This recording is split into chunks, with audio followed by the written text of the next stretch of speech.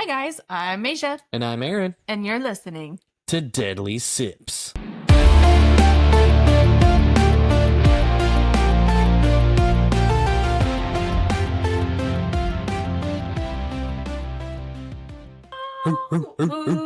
We are on week 3, you guys. That's week 3. Oh my gosh, it's crazy. I don't know what to say. It's crazy. If you're here, thank you. Thank you. Thank you. We appreciate you being here so much. We get to have more friends in our lives. We like friends. Friends are good. Friends are amazing. Please be our friends. That sounds so creepy. Be our friend. Be our friends. Oh gosh. Well, you guys, it is, go figure, a murder case. Murder. Who knew?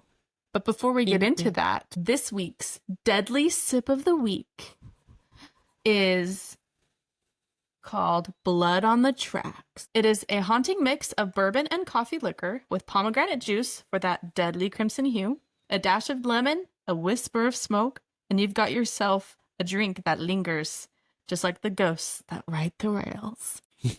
Choo-choo. Get out. I did it. I did it. I snuck it in. Like, I had to do it. He said that. He's like, I have to sneak K-pop Demon Hunters in this episode. I'm like, do it. Love that movie. I don't know why, but I do. Yeah. It's just so hard. I like the drink. It's pretty good. Yeah, I like it. A little tart. I went a little heavy on the lemon, but that's me. It happens. Mm-hmm. Well, I don't know. Should we talk about our lives or should we get into it? You can do lives. Okay. We did something pretty fun this week, I think. Well, yeah. We want to tell them what we did? We went to the St. Louis Ren Fair. Oh my gosh, you're a nerd. I am one. Just kidding. I'm a nerd too. Ah. Because I bought the tickets and I said, let's go. And we got a free turkey leg buying the ticket. Okay. That was the best turkey leg Best.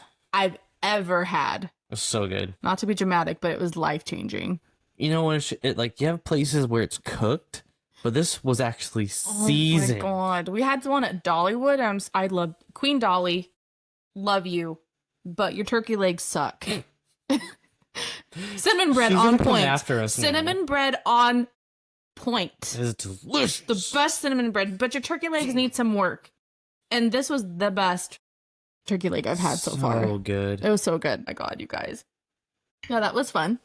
It was. Mm-hmm. We got to pet a kangaroo. Oh yeah.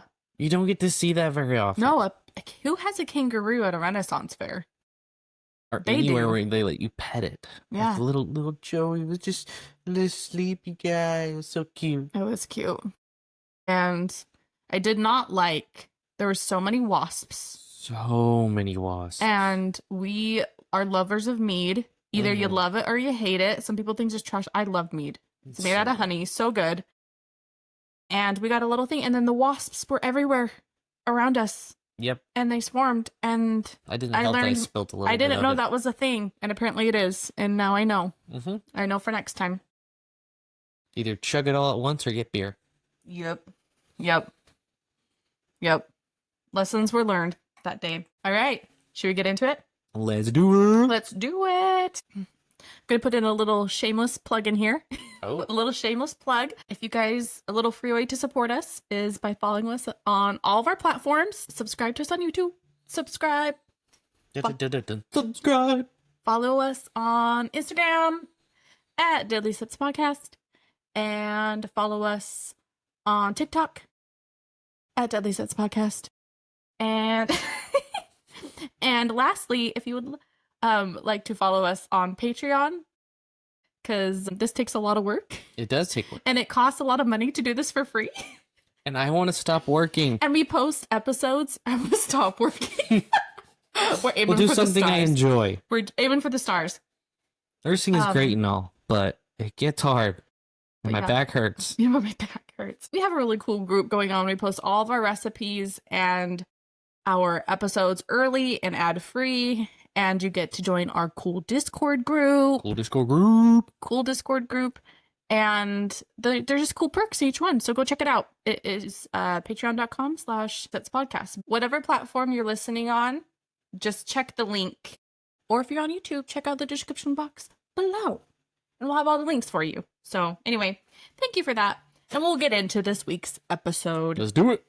This week is, we call it Blood on the Tracks, the Railroad Killer. Ooh, dark. Dark, hence Blood on the Tracks. Trigger warning, big trigger warning on this episode. There's mention of rape. So, I mean, if that's something, I mean, we all talk about dark things, but, you know, if that's something that is super triggering, then maybe this is an episode you need to skip and maybe go to one of our paranormal episodes. Yes. But that's okay. You do you, boo. We'll see you on the next one. Catch you on the flip side. All right. Let's head into the first known murder. Ooh, I'm ready. You got your drink. He's ready to go, you guys. This is taking place October 4th, 1998. Leafy Mason was born 15th of August in 1911. He lived in High Springs, Texas. Texas. I honestly, I couldn't find a whole lot on Leafy, personally. She was married for a time. I couldn't find out if she was widowed or divorced. It just seemed like she was just the sweetest old lady. She was 87 years old and lived alone in her home. She was very good friends with local police chief Randy Kennedy. So he would mow Leafy Mason's lawn as a teenager and remembers her as polite and just being a firm woman. That was how she was described. But she seemed just like a cute old lady. She was very punctual. She did not like to be late. Being on time was very important to her. Like her sister or other people would come pick her up because she couldn't drive. They would come pick her up and she would be waiting for them at the door. And she didn't like to be kept waiting at all. It's just a form of respect for her. Chief Kennedy got a call when Leafy didn't come home to visit her sister. And he was asked to go perform a welfare check. As they were super, super worried about her because she's very, like I said, punctual. Yeah. And they're like, that's not like her to not show up. He knocked and there was no answer. And the door was locked. And I mean, they were close. They were close enough that he climbed through her window to check because he just thought, I mean, in his mind, he was probably thinking that she's an old lady. She fell. Like, he probably thought something happened. Yeah. So he climbed through the front window and he said it was just eerily quiet. Ooh. And immediately he got this feeling of dread. He later describes this as the most gory crime scene he's ever investigated. Oh. He walked into her bedroom and he found a body covered in a blanket. He checks and it is Leafy. Oh. Who looks beaten to death. Lady? Yeah, 87. Dude. I mean, rightfully so. He was shocked. I mean, this was his friend. Yeah. He just talked to her a few days prior, and neighbors seemed, they just said that, like, he liked her and he took care of her a lot. It's just somebody who you love. And that's hard. Well, they began investigating and looking through the house, and he found her purse in the bathroom with her ID sitting right on top. And he kind of interpreted that as the killer being proud. Ooh. It's like, here's the person I killed. A little calling card. Oh, calling. It could be calling. Yeah, card. in like a way, shape, or form. He found a recently eaten meal. He found that in the sink. Oh. And at first, they're like, they didn't know if that was Leafy or the killer, but from what it was, he kind of suspected it was the killer. At the back of the house, they found palm prints on the windows as if somebody had tried to pry the window open. Oh. And he was looking through and investigating that window, and he looks out of the window and he sees railroad tracks. And he immediately suspects that it has to be somebody passing through. Oh, yeah. He had this feeling of like, no, it's somebody passing through. That sucks because it's something to get away and get out of town quickly, so they could be anywhere at that. No, exactly. And I guess there were a lot of homeless people going through at that point because of the railroad. A lot of people would hop on, hop off. Copy checking. I mean, nowadays I feel like it's a little harder. Yeah. You can't do that, but back then, like, even in the 80s, you could just go. Yeah. You could just go a train hopping. But so to quote Chief Kennedy, excuse me, he said, "It's something that's been on my mind every day since it happened." He swore he was going to find whoever did this if it was the last thing he did. Ooh, he says, "I'm going to find you, and I don't care if it takes the rest of my life. I'm going to find you." Shoot. I'm like, go badass. Go, bro. Like, like, one thing I'll say about this whole case, for the most part, the police system did amazing. Oh, good. Like, you could just tell how much care they had and how much they really wanted to catch this killer. Like, there's going to be some more things. And so I'm like, but yeah, just like, go him. How badass. Go for it. I feel like so often you hear the stories where like they just didn't do enough, or like they didn't investigate this one person, or if they did, anything else. But this seems like a pretty solid group of people. Yeah, like, as you're going to find out, he really, and everybody took all the stops that they possibly could. Not to give anything away, but the only hard thing about this, though, was that he was just a local chief. He didn't really have a lot of resources, especially as like a homicide like detective or in this department. Now, as passerbys of the railroad, people would come into the station. He started to take as many palm prints as he could on people just to like get a collective, try to get a match, really. This is in the 90s, right? It's 98. Oh. 98. Okay. So I think there was fingerprinting back then. There was, but they ran it through. It still wasn't like it is now. It's not as digitalized. Because remember when Google came out, like they had a database, but it wasn't anything good. It still was. We've come a long way. Yeah, even in 10 years, there's a 10-year window, but we just soared. So when nothing came up from the palm prints, he reached out to other departments in Texas to see if anything similar had been going on. And he's like, I'm just going to make connections and do as much as I can and then just wait because there's only so much you can really do. A week later goes by and he gets a call from Sergeant Ken Maha from the West University Police Department. And they had a case with a very similar MO. Ooh. So this is 250 miles away in West University Place, Texas. And this was Claudia Benton. Victim 2 in this case, which, I mean, come to find out, there's a lot more killings than what I'm describing. This is all from the view of the policeman. But there's a lot more that they connect him to. But in this case, victim 2 is Claudia Benton. And honestly, everyone describes her as I think she's an angel. She was the mother of 2 twin daughters. She herself had a twin sister. Oh. Which I can't imagine losing your twin. Oh, I can imagine. I feel like that'd be such a huge part. Like, they have that, like, twin oh my gosh, telekinesis. All, you can feel like what the other person's feeling, and then suddenly you don't have that anymore. Like, losing a sibling that's really close to you, but then it's like your person. Yeah. In a lot of ways. Essentially you. She was a pediatric neurologist. Oh. Badass. Yeah. She was a geneticist and researcher and worked on diagnosing pediatric diseases. She was just like an incredible lady. Incredible. Her husband and daughters were in Mexico while visiting family, and she had to give a presentation at Baylor University, so she stayed behind. She worked on her presentation all day, and then she fell asleep in her bed watching TV. So that night, she was stabbed, bludgeoned with a figurine, which killed her, and she was raped. She didn't show up to the presentation the next day, so her coworkers called it in, and she was found murdered upstairs in the bedroom. There was a knife and bloodstains that was found.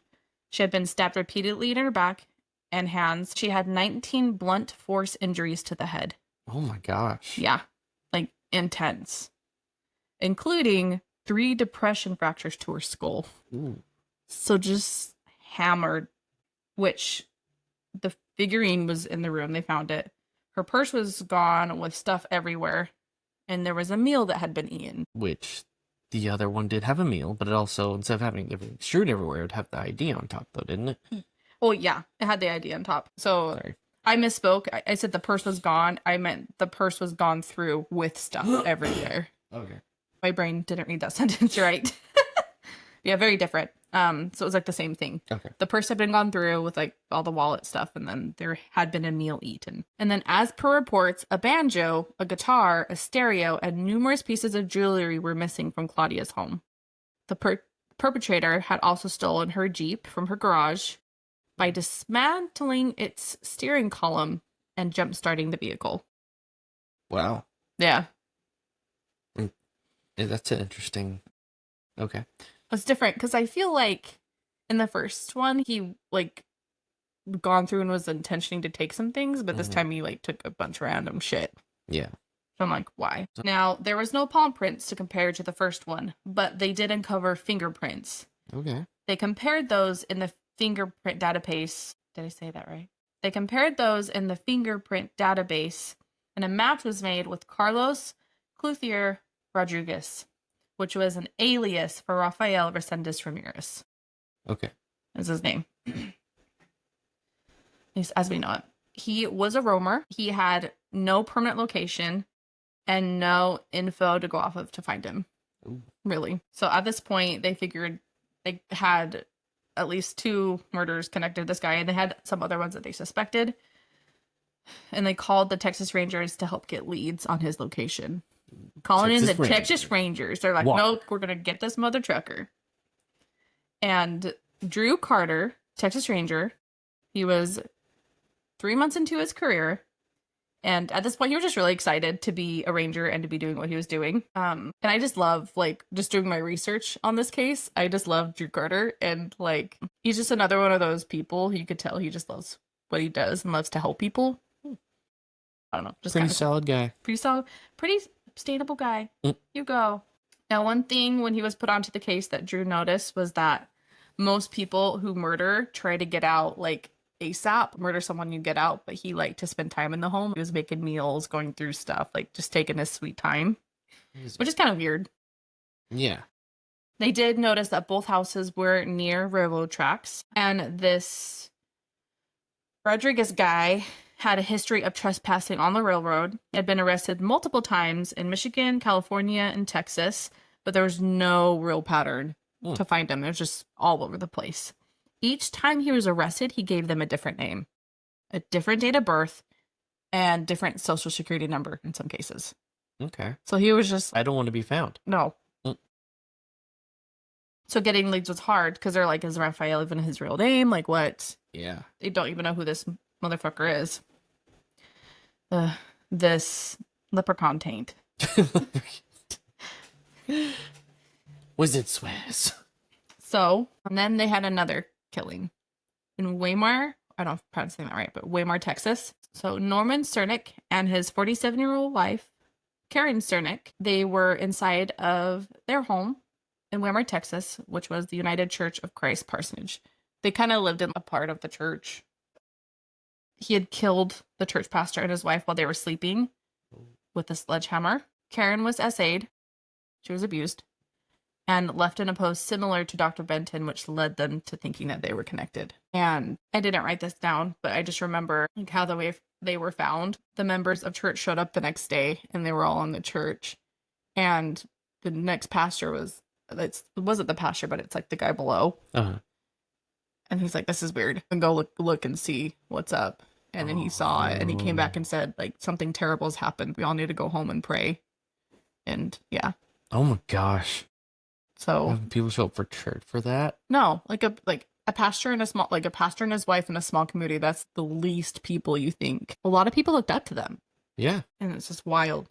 They compared DNA from both Karen Cernick and Dr. Benton and from the crime scenes, and they matched. So they knew they had the same person. And at this point, they could confirm legally that they had a serial killer. Because they had it officially linked to Leafy, like from palm prints or anything. They weren't able to connect that fully. The FBI came in and took on the case. Thomas McClanahan was like the honcho at the FBI that took it over. This was his biggest case he worked in his career. He wanted to get it out to the media as much as possible so that they had more eyes. They wanted the newspaper. They printed 400,000 flyers and they put it in soup kitchens, migrant camps, anywhere he might potentially stay. Because at this point, it's all by word of mouth because they don't know where he is. Strategy going. Which, getting out to the media, you always hear like the two different sides. You're like, yes, get out so we can get more eyes, and more eyes you have more out there, the more you can, find them. Mm-hmm. And then people are like, oh, if we give too much out, they're like, oh, we got too much out, and then anybody can just pop up and say, oh, I'm the killer, I'm Spartacus, da-da-da. Yeah. So this guy, the honcho of the FBI, he assigned Kimberly Barkhausen with Drew Carter, which was the Texas Ranger guy. Get it, Kimberly. Get it, Kim. So it's like they're just like this little cute little dream team. Throughout this whole thing, I feel like the relationship between the FBI and the Texas Rangers was hilarious because they're all just like beefing with each other. Gosh, there was a documentary on Netflix. I think it's To Catch a Killer. Ooh. I was watching it and because they interviewed Drew and he was just like, well, I don't like those FBI. But they adored Kim. The pair worked really well together. Everyone says that she was just really likable and you couldn't tell she was FBI. She was just a big team player and just ready to work and do her thing. And her boss described her as hardworking, fierce, but very likable. And yeah, they just worked well together. They both had families and they both were just very connected and committed to this case, which made it all the more better. They tried to find potential other cases that were linked to everything going on, and within hours of working together, they looked and found another connecting case. Oh, wow. There were 2 college students that were attacked along the railroad. So Christopher Mayer and Holly Dunn were attacked, I believe, on August 29th of 1997 in Kentucky. Miss Holly Dunn survived. Oh, my. She is the only known survivor. Well, Survivor.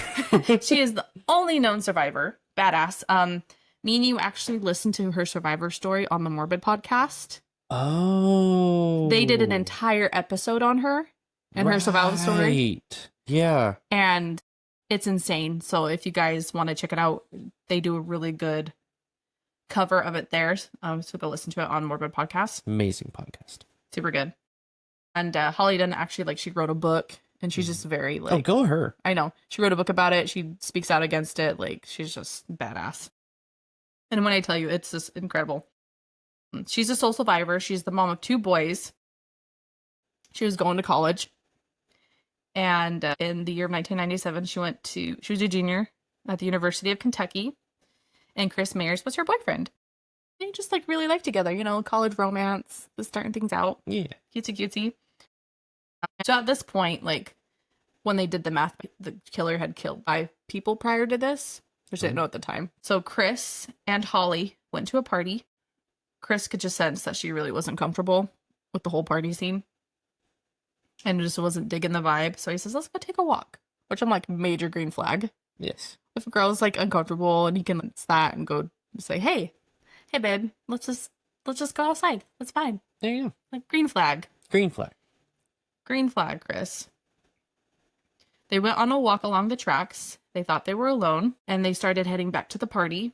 Lurking in the darkness was stupid head leprechaun taint. Bag mud ball. We could just call him Mudflap from here on out. Mudflap. Yeah, Mudflap. So Mudflap was lurking. And she just thought that he was just going to ask him for money because there's a lot of homeless people that would just come up and panhandle along that. So she's just like, oh, this guy's asking us for money. Give him money, he'll get out of here, right? She described him as 5'6" and 135 pounds. So much smaller than Chris. Teeny. Small dude. He was tiny. That was like me in high school. Yeah, he was. Great, I didn't even weigh that much in high school. I was a small dude. You were a small dude. But you were cute. You were a cute guy. But anyway, so he was 5'6", 135 pounds. He's much smaller than Chris. But he had a weapon. Oh. And she didn't see it, but at first, but Chris saw it. Because he started being really compliant. And she's like, what are you doing? Yeah. And he was just super compliant. The man told Chris to go through his backpack. And he tied up his hands with the straps from his backpack. And his feet with the other straps. And then he bound Holly with her own belt. Oh, wow. She got her hands free, but she kept her hands behind her back. And she just played along with it. And she was trying to, low-key get his stuff untied. Yeah. Just super smart. Her story is insane. She's just wickedly smart. But unfortunately, she couldn't get her feet untied, so she was still working on that. And she's like, I'm not going to leave Chris. Even if I can get away, I'm not going to leave him. Brave girl. That's her boyfriend. That's her love. But that's her love. It's a lobster. At this point, he forced them to go face down in a ditch, next to the track. And Chris said to her, everything's going to be okay. Oh. I know. And the attacker picked up a 52-pound rock and dropped it on Chris's head. Oh my God. Yeah. And he came over to her after this had happened, the attacker. And he said, he's gone. Don't worry about him anymore. That's cold. Yeah. You just murdered your boyfriend. Oh my gosh. Horrible. And like a badass, like a true badass, She fought, kicking and screaming. Hell yeah. As he got on top of her, he stabbed her in the neck. Oh. And said, "Look how easily I can kill you." And she froze. Dude. Yeah. Could you imagine just somebody stabbing him in the neck and saying, "Look how easily I can kill you"? And just, like, I'd be like, I'm dead. Yep, dead. You stabbed me in the neck, I'm dead. He raped her as a train passed by. She was hit with some type of what she thought was a board, but they never really proved what she was hit with. And she had been knocked out and presumed dead. Oh my He God. thought he'd killed her. She came to. She saw a house with a light on, and she walked to the first thing she could see. She was able to walk? She was able to walk. Good God. Stabbed in the neck, raped, hit in the head, and she just got up. Girl. Like, insane. She saw, like I said, a house with a light on it. It was the first thing she could see, and she just walked to it. She's like, I see that, I'm going for it. And there was a college student inside doing his homework. Oh. And his name was Chad Gates. Chad. And he said the sight of her, he was just super shaken up. I believe that, like, either doors open or, like she knocked and he answered and he just saw her. Mm-hmm. I wasn't quite clear about that part.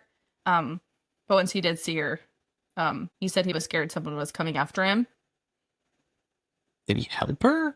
Yeah. Or yeah, just, he took her okay. in. She had a broken jaw and an eye socket, a stab wound in her neck, and deep gashes on her head. There was so much blood that when her dad first saw her, he thought she had dyed her hair red. Oh my God. There's just that much blood. Holy cow. That's a lot of blood. But yeah, he helped her. I think called the police, got her to the hospital. Yeah. Go Chad Gates. Solid guy. Go Chad. Go Chad. A week later, June 4th, 1999. So keep in mind, this was the Holly case and Chris case was from a while ago. Right.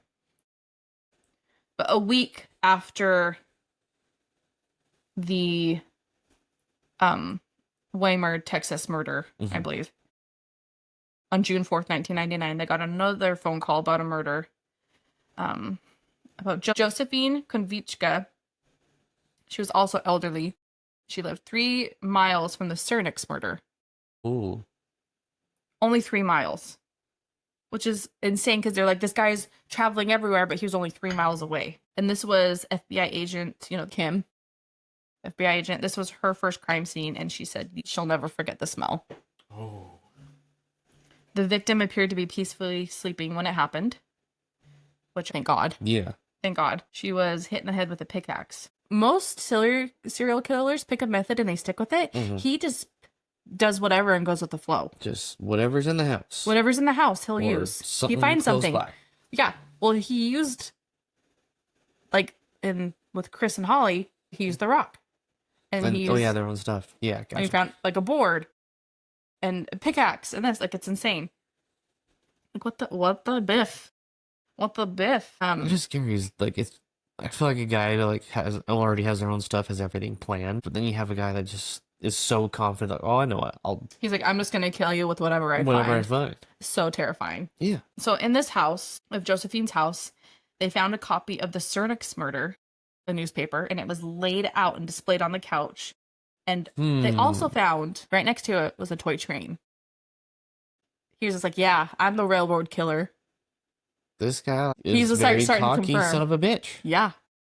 Very cocky and starting to accept that that's who he is. Like starting to become proud of it, which I'm like, F you. Sincerely. Stupid. Not sincerely. Disrespectfully. Within hours, they find out about another murder. Hours. Is he getting angry? Like, what's going on here? They just get to a point and they start going crazy. This was Naomi Dominguez on June 5th in Houston, Texas. She was sexually assaulted. There was blunt force trauma to the head, and her ID was laid out.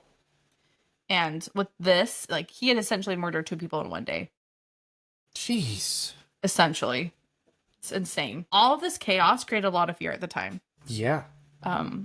There's the crew, all the police detectives were feeling a lot of pressure to solve the case. They both were putting in a lot of hours. They both placed their family second because they felt that just like the pressure of everything, and they felt like they just got to save all these other people. How many people is he going to kill? He's just ramping up, it seems like, so get ready for a bunch of calls. Like, we got to stop this guy. And here where it gets so frustrating. Oh, no. Buckle in your seatbelts. They learned that he was detained across the border by immigration a few weeks earlier, but there was a computer failure, and he was let go because it didn't alert them that he was wanted for murder. Dude. Yeah. Freaking internet, man. Back in the day, the dial-up. Oh, dial-up. Damn dial-up. Even today at hospitals when, like, the Wi-Fi goes out or wwhatever. So he got arrested, if you think about it. He got arrested. And then came back and immediately murdered 2 women. They're like, we could have saved if that he like them and everyone else after could have been saved. So frustrating. Ugh. And another thing, there was a computer failure, and he also used aliases. So we probably gave him a different name, but like the computer should have caught. They said that the computer should have caught it, but it just wasn't working, which is so frustrating. At this point, they put him in the top 10 of the fugitive FBI list. And there was a $125,000 reward. Wow. Or his head. Off with his head. Off with his head. Guillotine. Death row. What's her name? I wish I knew her name. Death row for you and your lawyer. And your Uber driver. And your Uber driver. Oh my gosh. If you know, you know. That's a TikTok. What's her name? I'll find it and I'll plug it in my show notes. Insert here. Insert on the YouTube, we'll insert in video what her name is. She's amazing. Death row! Anyway, so, they put the reward out. They put him on the FBI list. And at this time, there was no social media. So they relied a lot on TV and radio. And they decided to put this on the TV show America's Most Wanted. Ooh. Which was like a good idea for the time because a lot of people watched the show. Yeah. And it was a good way to get leads.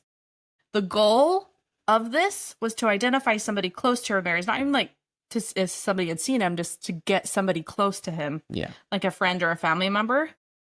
And Drew, the Texas Ranger, decided he agreed to go on and talk about the case. And like I said, this whole thing in his interview is so funny. He's just like TV. But he did so good. He was a natural at it. And so they do a segment about the killer and what they're finding, and then they sit there and they wait for calls. Okay. People will call in and they take calls for leads, essentially, to lead to these killers. And there was a caller who said her name was Lupe, and the killer was her cousin. Oh. And this is super smart.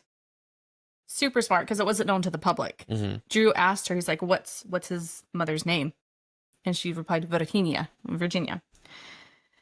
And they knew it was true because it wasn't public information.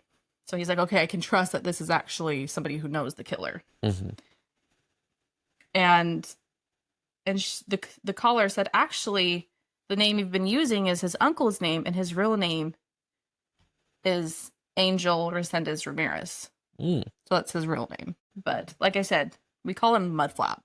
Mudflap. Mudflap is his name. That's what he deserves. So from here on out, like I said, Mudflap, but that's his name, the Ángel Reséndiz Ramirez.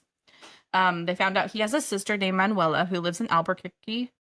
I can't pronounce things tonight. Albuquerque? Guys, going through a lot of information when you've had a drink in you is actually not the best idea. That's smart. But what here were we we are. thinking? Here we are. Anyway, Manuela lives in Albuquerque. And this is like the first solid piece of information they've gotten. Mm-hmm. They're like, we finally have a lead. They go to her house in Albuquerque and they visit her. They said she was really scared and timid, but she was really nice and she wanted to trust them. And she seemed very much like, I don't want to believe that it's true that he could be a killer because he's my brother. But if it is true, she doesn't want it to continue. Mm-hmm. And at the time, when they went and visited her, she didn't know where he was. Sincerely, she's like, I don't know where he is right now. And Drew said, well, you need to prepare yourself because he will call you because he's starting to get to where he has nowhere else to go and he's going to call you. Mm-hmm. And she agreed to help because she's like, it's the right thing to do. Yeah. Which, I mean, I can't imagine being told like your brother or your sister's a killer. And This whole case, I tried not to dive deep super into the killer because there's just so much information. But to give you a small snippet, he had a baby mama and a brand new child back in Mexico. And they didn't know he was out there doing this shit. He just thought he was saying, hey, I'm going to go out and do like get jobs. Right. That was his whole thing the whole time. And so like when you know this, your brother's like a good guy. And they said he was amazing around kids. Like nobody suspected it was him. He was so soft spoken, but like, he had weird idealistic tendencies, like just really extreme opinions about certain things. But they said he was really nice and soft spoken. Like, it's always the quiet ones. I mean, it's always the quiet ones. Just don't trust him. No. You're such a quiet guy. No, don't go toward that. No. Unfollow, unsubscribe. So yeah, you leave the chat. Leave all of the chat. Just delete the app. So for Drew and Kim and everyone involved, at this point, all they can really do is wait. Right. Because that's all they can do. They can try to get stuff, but you know they're waiting really. On June 15th, another double murder happened. Ooh. It was father and daughter. It was George Morber and Carolyn Frederick. It was 800 miles from the previous murder. 800 miles. This guy's just hip-hopping everywhere. Yeah. At this point, there was 8 confirmed bodies, and 4 of those were just in the last few weeks. Drew finally got a call from Manuela, his sister. It's the news. Spill the tea. Spill the tea, sis. Well, I'm going to spill it. Spill it. Mudflap called. And he said, I'm tired. I don't know what to do. I'm tired. Bitch. He had over 100 bounty hunters looking for him in Mexico, so he couldn't go back. And that was like a big case to probably why he lied to his sister, because he couldn't go back home and he was just running amok in the United States. And he's like, I can't keep this up. And probably would have been flagged on the computer that time if it was working. Right? Got flagged this time. He called, he said he was tired and he wanted to arrange with the police to give himself up because he's just like, I'm tired. And the dedication from that team is bonkers. She said there was no sleeping or eating at all after that phone call. Absolutely none. Like they 100%. Didn't go home. They're like, no, we're just dedicated until this man is apprehended. So they both fly to Albuquerque to apprehend him. On June 12th, 1999, Manuela gets a call from her brother. He negotiated with the cops through Manuela. The phone kept going out over and over basically like a series of phone tag. It wasn't back in the day where you could just like leave a message or like text. He just played phone tag. Oh my gosh. He wanted to surrender at the El Paso border. And at this point, it was the middle of the night. They'd been negotiating for hours. Yeah. And he says, I'll meet you in 6 hours. They're like, fuck. Okay. Shit. So this is like this is the part where they went rogue. Yeah. This is where they went rogue. And they were afraid that too many people were going to show up because it was a highly mediaized case. That's another reason too. They're like, a lot of people are going to show up. They don't want too much people scaring them away. Right. They just want everything to be okay. Done. They said that there was a truck. So they went to the El Paso border, just them, to go pick up Mudflap. There was a truck that had 3 people in it. Mudflap was in the middle. Drew said he was just so much smaller than he thought he was going to be. Huh. He didn't talk or have much to say. And he said he walked out to him, turned around and cuffed him. Just, yeah. Wow. Like, here you go. That would have been nice for a lot of other different cases, I'm sure. Yes. So now that all of this was finally over, they got to confirm the palm prints and connect it to Leafy's case. So Awesome Chief Kennedy got to be like, hell yeah, we caught the damn guy. There you go. Put him down for that. They connected him to 9 official cases, but he's been linked to at least 15 to 23. Wow. Like minimum 15. There's a couple other that they just haven't been able to lock down. And he was executed by lethal injection in June of 2006. Bow, bow, bow, bow. Dead bitch. Get him. Which I also like. Extra spicy what's going out. Oh, what a monster. Before his execution, Mudflap said aloud, "I deserve what I'm getting, and Lord forgive me, Lord forgive me," before acknowledging his family through a window. He continued on to say, "I want to ask," so he was saying this to the relatives of victims in another room. You know, he had his family and then relatives being able to watch. Relatives of the victims. Yeah. And he says, "I want to ask if it's in your heart to forgive me. You don't have to. I know I've allowed the devil to rule my life." I just would have been right through the glass. Fuck you. I was just the gall to ask for forgiveness. Yeah. I feel like it's in the power of the people to be like, if they've forgiven, they've forgiven. Uh-huh. Like, good on you. But at the same time, like, it's so messed up to be like, I took something away from you, and I'm going to ask for your forgiveness back. No, take two of these. You deserve don't none of follow it. me. If they grace your presence with forgiveness, then you're lucky. But no. But anyway, all in all, that is the case of the railroad killer. Big props to the law enforcement on this case. Yes. Like, I just felt their heart in this whole case. That part was cool to see because it's not super often that you see that. I just walked up to him and said, "Choo choo, motherfucker, let's get out." If you guys want to, go check out the book by Holly Dunn. It's called The Soul Survivor. Rightfully so. Yes, rightfully named. Incredible survival story. Thoughts on that? Just having like the type of murder in general, where they go slow and then ramp up, and having some then turn themselves in, let alone just turning themselves in, period, is just crazy. Yeah. So no, and it's insane. And it's just the nonchalant way he just turned himself in. He's like, "Yeah, I'm tired of this. Sorry, Mudflap, you dumb." There are so many more murders to this case too that I just didn't have the time to tell. Right. So I will try to list them all in the show notes for you guys. All right, guys.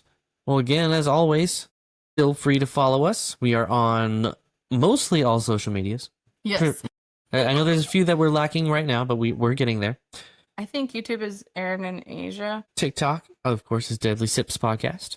Follow. Our Patreon, Deadly Sips Podcast. So it's patreon.com/Deadly Sips Podcast. Yes. Yes. And we have a lot of fun tiers on there for those of you who want to support us in any little way, but you absolutely don't have to. No. If you don't feel so inclined. Do we appreciate it? Absolutely, yes. But do not feel obligated. No. We just appreciate that you guys are here and that you've made it this far. Yes, thank you so much. We appreciate all the love and support. Appreciate the crap out of y'all. All the damn time. All the damn time. All of the time. All of the times. Yes. Well, that's everything. I think that's it. And that does it for this week. Sip carefully. Bye. Deuces. Cheers. Cheers.